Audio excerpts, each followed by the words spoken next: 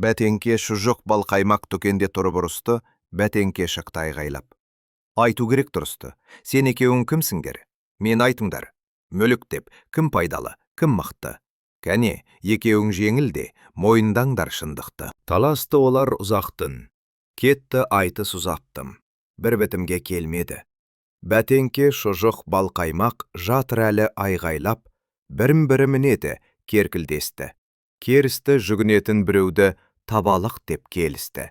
Үшеуі кімнің пайдалы мықты екенін білу үшін жолда кездескен ит, мысық, тышқаннан сұрады. Бірақ олар дұрыс жауап бермеді. Ең соңында олар сиырға кезікті. Сиыр оларға бұлай деп жауап берді.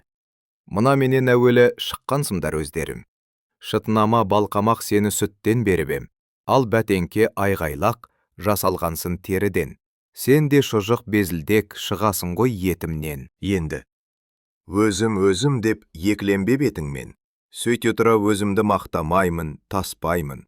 Әр қашанда сөзімді бақташыдан бастаймын. Шалқытып ел табысын, жайлауда жүр малшылар.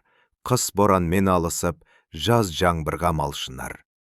Айтсам егер шындықты, сол қадірлі, сол мықты. Көргің келсе бұларды, қазір бәрін ер маған. Олар асып қырларды, бірақ шықты фермадан.